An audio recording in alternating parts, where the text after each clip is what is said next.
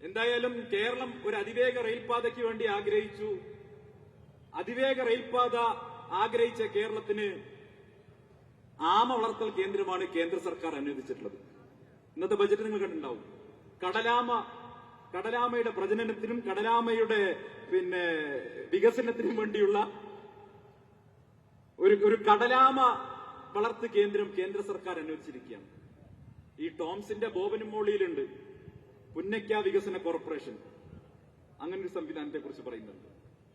ഇതിപ്പോ എന്താണ്? ഈ കടലാമകളെ സംരക്ഷിക്കണം, തർക്കമൊന്നുമില്ല. പക്ഷേ നോക്കൂ, ഒരു ഐറണി എന്നൊക്കെ പറയുന്നത്, അതിവേഗ റെയിൽപാതയിലൂടെ കുതിക്കാൻ ആഗ്രഹിക്കുന്ന, വികസനത്തിന്റെ പുതിയ ചക്രവാളങ്ങളിലേക്ക് കുതിക്കാൻ ആഗ്രഹിക്കുന്ന കേരള പൊതുസമൂഹത്തിനെ കളിയാക്കുന്ന രീതിയിലുള്ള ഒരു പ്രഖ്യാപനം. കഴിഞ്ഞ വർഷം അത് താമരമൊട്ടായിരുന്നു. അതെന്തായെന്നറിയില്ല. താമരമൊട്ട് വികസനമായിരുന്നെങ്കിൽ ഇത്തവണ കടലാമ വികസനമാണ്. കേന്ദ്ര സർക്കാർ ഇതുപോലെ കേരളത്തെ കളിയാക്കിക്കൊണ്ടിരിക്കുമ്പോ ഇവിടെ കേരളത്തിന്റെ ബജറ്റ് എന്തായിരുന്നു? കേരളത്തിന്റെ ബജറ്റും കേരളത്തിന് ജനങ്ങൾക്ക് അല്ലെങ്കിൽ കേരളത്തിന് ഒരു പുതിയ ദിശാബോധം നൽകുന്ന ഒരു പ്രഖ്യാപനങ്ങൾ ഉണ്ടായില്ല. പറഞ്ഞിട്ട് കാര്യമില്ല, ബാലഗോപാലിനെ പറഞ്ഞിട്ട് കാര്യമില്ല. കേരളത്തിന്റെ ബജറ്റ് എന്ന് പറഞ്ഞാൽ ഉരുളക്കിഴങ്ങില്ലാത്ത മസാലദോശ പോലെയാണ്. പേരിന് മസാലദോശയാണ്, പക്ഷെ ഉരുളക്കിഴങ്ങാകത്തില്ല. ഖജനാവിന് വല്ലതും വേണ്ടേ? എടുത്തു കൊടുക്കാൻ ഖജനാവിന് വല്ലതും വേണ്ടേ? കഴിഞ്ഞ 10 വർഷക്കാലം കൊണ്ട് കേരളം മുച്ചൂടും മുടിച്ചൊരു സർക്കാർ ഇതുപോലെ കേരളത്തിന്റെ ചരിത്രത്തിൽ ഉണ്ടായിട്ടില്ല. കയ്യിലുള്ളതെല്ലാം വിറ്റ്, കയ്യിലുള്ളതെല്ലാം കഴിഞ്ഞ് നിത്യനിദാന ചിലവുകൾക്കടക്കം കോടിക്കണക്കിന് റുപ്യ കടം വാങ്ങി കുത്തുപാള എടുത്തൊരു സർക്കാർ ഇന്ന് കേരളം ഭരിച്ചുകൊണ്ടിരിക്കുക. അപ്പോഴാണ് 100 ദിവസം മാത്രം ഇനി ആയുസ്സുള്ളൊരു സർക്കാർ കേരളത്തിൽ വന്ന് ഒട്ടേറെ പ്രഖ്യാപനങ്ങൾ നടത്തിയിട്ടുള്ളത്. ഈ പ്രഖ്യാപനങ്ങളൊന്നും അവർ നടത്തുന്നില്ല എന്ന് അവർക്ക് കൂടി ബോധ്യമുള്ളത് കൊണ്ടാണ് ബാലഗോപാൽ ഒരുപക്ഷെ ഇതുപോലെ വാചാലനായിട്ടുണ്ടാവുക. പക്ഷേ വാചക കസരത്തുകൾക്കപ്പുറം കേരളത്തിൽ പ്രായോഗികമായിട്ട് നടപ്പാക്കാൻ കഴിയുന്ന ഒരു പദ്ധതി പോലും പ്രഖ്യാപിക്കാനോ നടപ്പിലാക്കാനോ കഴിഞ്ഞിട്ടില്ല. 10 വർഷമായിട്ട് ഇവർ പ്രഖ്യാപിക്കുന്നതിന്റെ ഇപ്പൊ കഴിഞ്ഞ ബജറ്റ് പ്രഖ്യാപിച്ചതിന്റെ 35% മാത്രമാണ് കേരളത്തിൽ. ആ പദ്ധതി വിഹിതത്തിന് 30% മാത്രമാണ് പ്രായോഗിക തലത്തിൽ കേരളത്തിൽ നടപ്പാക്കിയിട്ടുള്ളത്. ബാക്കി 60% നടപ്പാക്കാതെ പോകുന്നു. പക്ഷെ ഇപ്പോ നമുക്കൊരു കാര്യം നിസ്സംശയം പറയാൻ സാധിക്കും.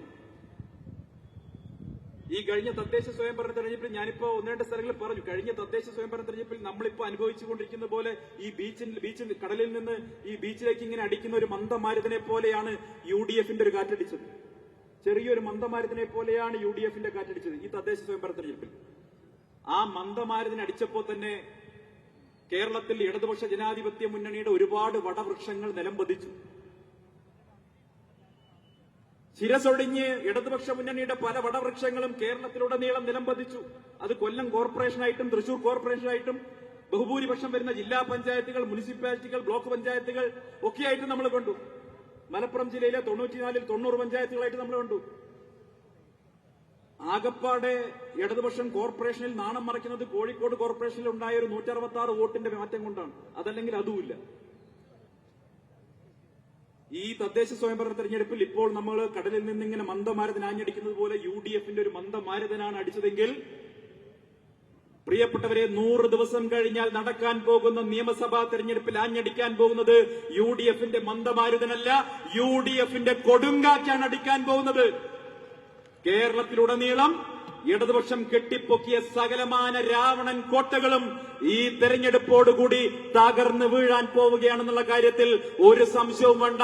അത് ധർമ്മടമാകട്ടെ, തലശ്ശേരിയാകട്ടെ, ബേപ്പൂരാവട്ടെ, കോഴിക്കോട് സൗത്ത് ആകട്ടെ, നോർത്ത് ആവട്ടെ, അങ്ങനെ കേരളത്തിൽ ഇവർ കെട്ടിപ്പൊക്കിയിട്ടുള്ള സകലമാന ഇടതു കോട്ടകളും തകർന്നടിയാൻ പോവുകയാണ്.